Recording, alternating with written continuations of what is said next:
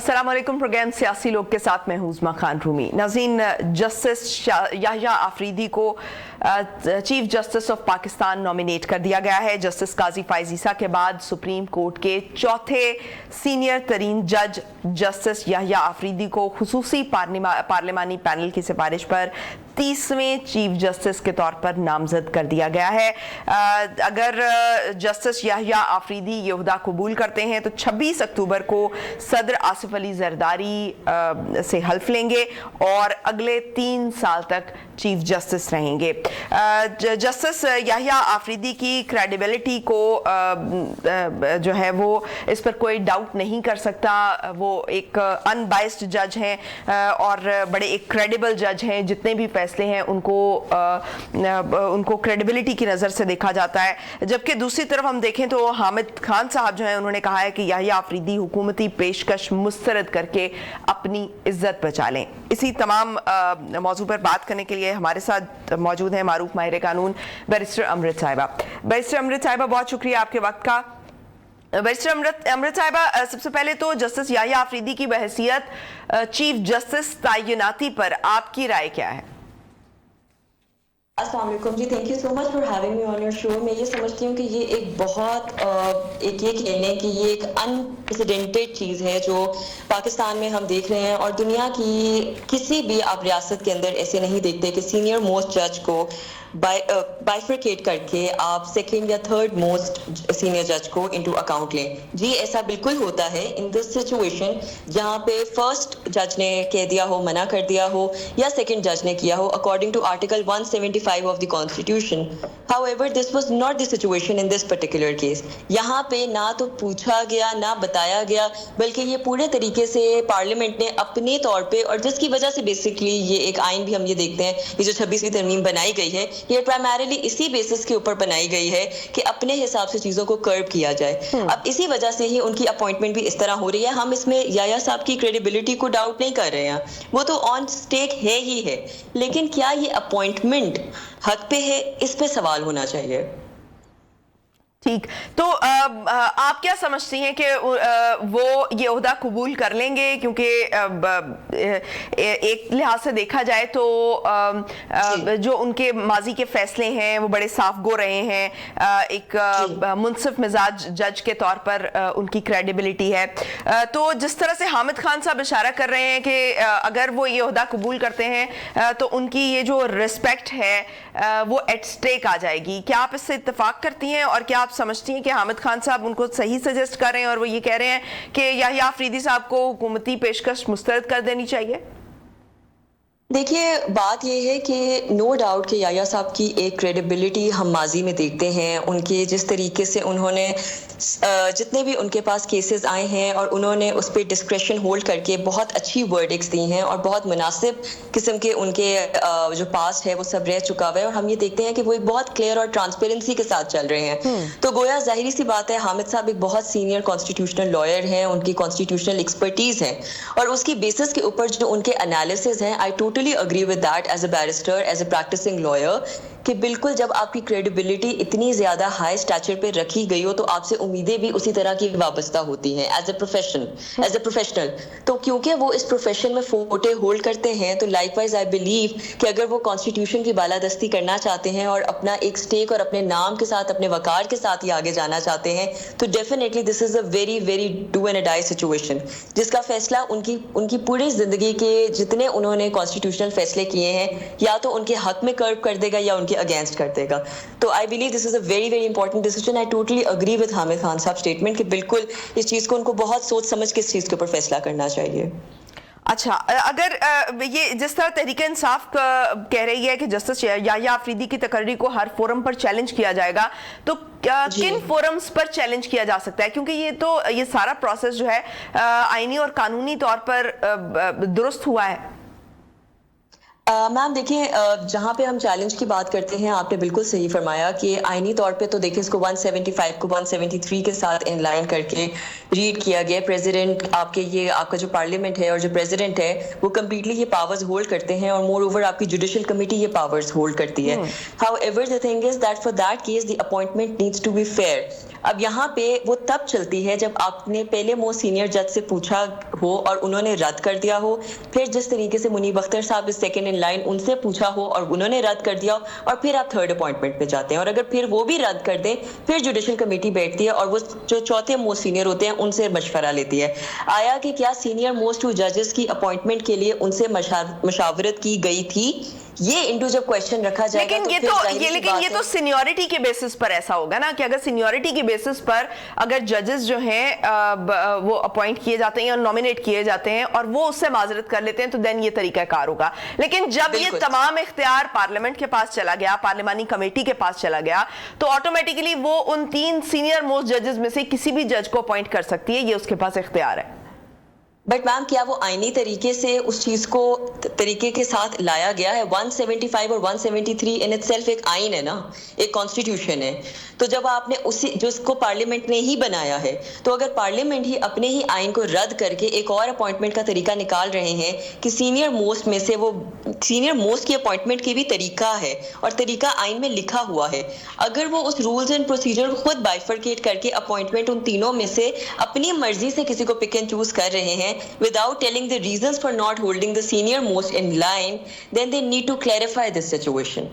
یہ جو کیس ہے یہ آپ نے جیسے کہا کہ کہاں جائے گا, یہ جوڈیشل کمیٹی کاؤنسل کے پاس جائے گا, اس کے بعد اگلا سٹیپ لیا جائے گا, اور جوڈیشل کمیٹی کاؤنسل اس چیز کو ڈیفینیٹلی نوٹ کرے گی کہ جو پہلے 2 سینئر ان لائن ہیں ان کو کیوں نہیں انٹو اکاؤنٹ لیا گیا. جب وہ ریزنز جسٹیفائبل ہو جائیں گے یا ان کے ڈینائڈ ریزن سامنے آ جائیں گے تب بالکل یہ چیز جسٹیفائبل اپنے آپ ٹرانسپیرنسی کے اندر ہو جائے گی. ان کے جو 3 نام تھے ان پر جو ہے وہ کچھ اعتراضات کیے گئے, کچھ ابھی وہ سامنے تو نہیں آئے, بٹ اس پر جو ہے وہ ڈیبیٹ ہوئی ہے, اور ڈیبیٹ ہونے کے بعد جو ہے ان کو نامزد کیا گیا ہے جسٹس یحییٰ آفریدی کو. جی کیونکہ جسٹس منصور علی شاہ کا تو معاملہ ایک سیاسی پارٹی نے آپ کہہ سکتے ہیں کہ ان کو متنازع ایک جج بنا دیا, یا وہ اس ریزن کی وجہ سے جو ہے وہ حکومت نے بھی یہ بہتر سمجھا کہ ان کو جو ہے وہ اس معاملے سے الگ رکھا جائے, اور کچھ ان کے کیسز کے فیصلوں کی وجہ سے بھی ان پر کچھ اعتراضات سامنے آئے. یہ جسٹس منیب اختر پر بھی یہی اعتراض تھا. تو ان اعتراضات کو مد نظر رکھتے ہوئے جسٹس یحییٰ آفریدی کا نام جو ہے وہ نامینیٹ کیا گیا. تو یہ چیزیں نیگلیکٹ تو نہیں کی گئی, ان سب چیزوں کو ایڈریس تو کیا گیا, کنسیڈر تو کیا گیا نا. میم بالکل کنسیڈر کیا گیا, بٹ مجھے ابھی تک آپ یہ بات بتا دیں کہ جسٹس منصور علی شاہ صاحب who was next in line, ان کی اگر آپ ریکارڈ دیکھیں, ان کی اگر آپ ٹرانسپیرنسی دیکھیں, ان کا اگر آپ عبور آن کانسٹیٹیوشنل لا دیکھیں, ان کا اگر آپ اسٹیچر دیکھیں with respect to his age and the fact that he has been holding and that he has been decided a lot of cases, اس کے پرسونا کے اندر ان کے اگینسٹ ایسی کون سی بات جا رہی تھی جس کی بیسس کے اوپر یہ اپوائنٹمنٹ تھرڈ کی گئی. چلے منیب اختر صاحب کی آپ نے بات کی ہے, آپ نے کہا کہ ان کے پاس کیسز کی وجہ سے اس چیز کے اوپر ایک حوالیہ نشان تھا, سوالیہ نشان تھا, بالکل ٹھیک ہو گیا. لیکن جو فرسٹ ان لائن تھے, کیا ان سے پوچھا گیا اگر انہوں نے رد کیا ہوتا یا ان کے کوئی ریزنز ہوتے جس کی بیسس کے اوپر وہ یہ عہدہ نہیں سنبھال رہے تھے, تو پھر آپ تھرڈ ان لائن جائیں. بالکل اپوائنٹمنٹ تو سینئر موسٹ ججز کی ہونی ہے جو 3 موسٹ سینئر ہیں, لیکن 3 موسٹ سینئر کی بھی پوزیشن میں آنے کا ایک طریقہ اور نظام کانسٹیٹیوشن نے خود آپ کو دیا ہے, کیا وہ فلفل کیا گیا ہے اور عوام کے سامنے لایا گیا ہے؟ That's the question mark. تو یہ 26ویں آئینی ترمیم آنے سے وہ جو آلریڈی طریقہ کار ہے وہ نلیفائی نہیں ہو گیا؟ کانسٹیٹیوشنل جتنے اب آگے آنے والے کیسز ہوں گے اس میں جو آپ کے ڈیسیجن ہوں گے اس میں آپ کہہ سکتے ہیں کہ جو فیصلے ہیں وہ اس 26ویں ترمیم کو مد نظر رکھتے ہوئے ہوں گے. ہاؤ ایور جو رولز اینڈ پروسیجرز ہوتے ہیں, جو اپوائنٹمنٹس ہوتی ہیں, اس کے اوپر ابھی بھی سوالیہ نشان ہے کہ کیا یہ اپوائنٹمنٹ فوری اس طریقے سے پارلیمنٹ اختیار لے کے اپنے طور پہ یہ کر سکتے ہیں یا نہیں کر سکتے ہیں. کیونکہ ابھی بھی جو پرانا طریقہ ہے اس میں اگر آپ یہ دیکھیں تو کمپلیٹلی آپ ایک آئین کی ترامیم کو اٹھا نہیں سکتے. انہوں نے 175 اور 173 کا حوالہ دیا ہے جس کے اندر کلیئرلی اس کے steps and procedures laid down ہے. اگر تو وہ چیز فالو اپ نہیں ہونی تھی اور 26ویں ترمیم کو یوز کیا جانا تھا تو یہ بات پہلے ہی مینشن ہونی چاہیے تھی, لیکن وہ اکارڈنگ ٹو دیٹ نہیں چلا. ٹھیک، یعنی اگر تحریک انصاف جو ہے اس کو چیلنج کرتی ہے، جیسے کہ ان کی طرف سے کہا گیا ہے کہ ہر فورم پر چیلنج کریں گے، تو وہ یہ رولز کی بنیاد پر کریں گے؟ بالکل، absolutely not on the basis of their appointment but on the basis of rules. لیکن وہ چیلنج کہاں پر کریں گے؟ جوڈیشل کمیٹی کاؤنسل کے آگے پہلے وہ اپنی دلائل رکھیں گے، اور اس کے بعد اس چیز کو اگر وہاں سے بھی نہیں کیا گیا تو پھر ایک نئی جوڈیشل کاؤنسل بنے گی جو اس چیز کو بالکل انٹو اکاؤنٹ لے گی. How ever if that thing doesn't go as per procedure, پھر آئی تھنک جو لارجر بینچ آپ کا ہے سپریم کورٹ کا، وہاں پہ یہ جایا جائے گا، ناٹ 5 رکنی بینچ بٹ 9 رکنی بینچ کے آگے. ٹھیک، تو جو جسٹس منصور علی شاہ ہیں، کیا آپ سمجھتی ہیں کہ ان کو آئینی بینچ میں شامل کیا جائے گا؟ کیا ایسا کوئی چانس ہو سکتا ہے؟ Ma'am two be very honest, مجھے یہ لگتا ہے کہ ان کو ہٹانے کے لیے ہی یہ ساری چیز کی گئی ہے، and I think that I am not the only one اس چیز کے اوپر. جتنے بھی ہمارے وکلا برادری ہے اور جتنے بھی ہمارے جانے مانے لاء کے اسٹوڈنٹس ہیں، یا لاء کے آپ یہ کہہ لیں کہ پریکٹسنگ لائرز ہیں، ان سب کا بھی یہی بات پہ اتفاق ہے کہ یہ ایک انسان کو ہٹانے کے لیے ہی یہ ساری چیز کی گئی ہے، کیونکہ انہوں نے آتے ساتھ ہی جو آپ کے جتنی بھی آپ کے الیکشن میں فارم 47 لے کے لوگ آئے ہیں، سب سے پہلے تو ان کا فارم کینسل ہونا تھا، اور شاید لوگوں کو اسی بات کی ٹینشن لگ گئی تھی جس کی وجہ سے یہ 3 سال کی ایپیکس کوڈ بنائی گئی ہے. ہاؤ ایور نن دی لیس ہم یہ بات بالکل کہہ سکتے ہیں کہ کیونکہ he is the father of constitutional law, to be honest ان کا فوٹے ہی کانسٹیٹیوشنل لاء ہے. It will be really unjust کہ اگر ایک انسان جس کی پوری زندگی ہی کام ایک اسپیسیفک لاء کی قانون کی ایک برانچ کے اندر رہا گیا، آپ اس کو بائیفرکیٹ کر کے ایک دوسرے انسان کو ان کی جگہ اپوائنٹ کرتے ہیں، کنسیڈرنگ دا فیکٹ کہ وہ نیکسٹ ان لائن اور وہ سینئر موسٹ جج ہیں. That doesn't make sense at all. لیکن یہ بھی تو ہو سکتا ہے کہ ایک پرسیپشن بلڈ کی جا رہی ہو. آپ کو پتا ہے کہ ہمارے ہاں جو ہے وہ ہوا بنا دی جاتی ہے، ایک خاص قسم کی راستہ بنا دیا جاتا ہے. میم سوری، آپ کی آواز اس میں شاید کوئی چانس نکل آئے. میں نے کہا ایک پرسیپشن بھی تو بلڈ کر دی جاتی ہے نا، کہ جو ہے کوئی ایک ہوا باندھ دی جاتی ہے کسی بھی جج کے یا اس کے جج کے لیے، یا کسی بھی فیصلے پر ایک عام تاثر ڈیولپ کر دیا جاتا ہے. تو ہو سکتا ہے ایسا نہ ہو، اور جسٹس منصور علی شاہ جو ہیں وہ جو ان کو متنازع بنایا جا رہا ہے، کنٹروورشل کیا جا رہا ہے، ایسا نہ ہو اور ان کو آئینی بینچ کا جو ہے کہ ہیڈ کے طور پر یا اس بینچ کے کینڈیڈیٹ کے طور پر دیکھا جا رہا ہو.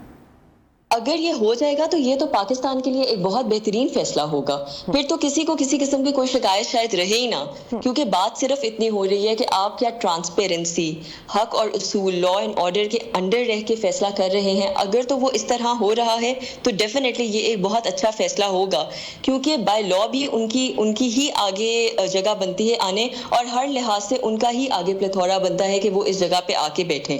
لیکن اگر اس چیز کو بائیفرکیٹ کیا جائے گا تو پھر ظاہری سی بات ہے ایک تنازع آئے گا، اور آپ یہ تنازع بینچ کے اندر بھی دیکھیں گے کہ کس طریقے سے دو طرح کی ڈویژنز ہو جائیں گی، جو کہ ایک فیئر ڈیسیجن کی طرف کل کو آگے جا کے نہیں لیے جائیں گے. اور مجھے لگتا ہے کہ کیسز کے اندر بھی یہ ڈویژن ہمیں نظر آئے گی. ٹھیک، اور جسٹس منیب اختر کے کیا چانسز دیکھ رہے ہیں آپ؟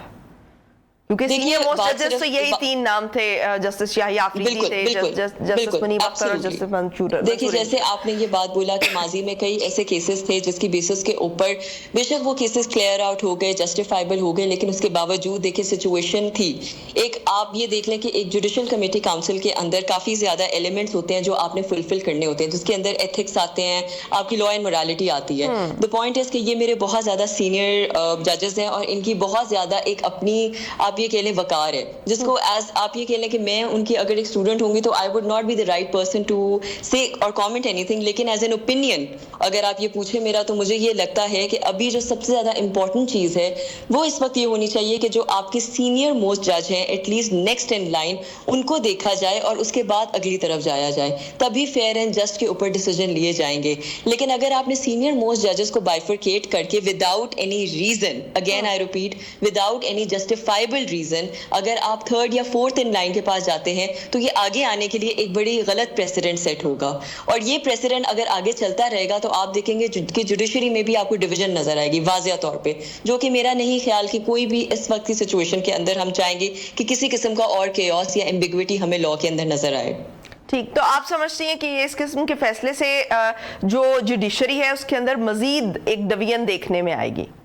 ڈیفینیٹلی آئے گی، بالکل آئے گی، کیونکہ آپ یہ دیکھیں کہ میجورٹی آف دا پیپل ایسا آپ دیکھیں ہمارا سسٹم ایسا ہے کہ آپ کے سینئر موسٹ جج اور نیکسٹ ان لائن آتے ہیں. جب اس چیز کو بائفرکیٹ کر کے کوئی اور چیز آگے آئے گی تو ظاہری سی بات ہے کہ ایک طرح کا تنازع اور ایک طرح کی ڈویژن آئے گی جس کی وجہ سے ہمیں ہمارے کیسز کے اندر اور مزید آگے ایک آپ یہ کہہ لیں جورسپروڈینشیل پوائنٹ آف ویو سے ہمیں بہت نقصانات اٹھانے پڑیں گے.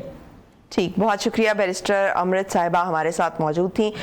ناظرین، جسٹس یحییٰ آفریدی کی بحیثیت سی جے تعیناتی جو ہے اس کو مختلف جو سیاسی پارٹیاں ہیں وہ اپنے لحاظ سے دیکھ رہی ہیں، لیکن بہرحال ان کو نومینیٹ کر دیا گیا ہے. البتہ یہ ان پر ڈیپینڈ کرتا ہے کہ وہ اس عہدے کو قبول کرتے ہیں یا نہیں. ابھی بھی یہ اختیار جو ہے وہ جسٹس یحییٰ آفریدی کے پاس موجود ہے. ان کی کریڈیبلٹی پہ کوئی ڈاؤٹ نہیں ہے. ان کے وہ ایک ان بائسڈ جج اور صاف گو جج کے طور پر جو ہے وہ پہچانے جاتے ہیں. بریک پہ جائیں گے، بریک سے واپس آئیں گے اور ہمارے ساتھ کچھ اور گیسٹ موجود ہوں گے، ان سے بات چیت کریں گے. Stay tuned.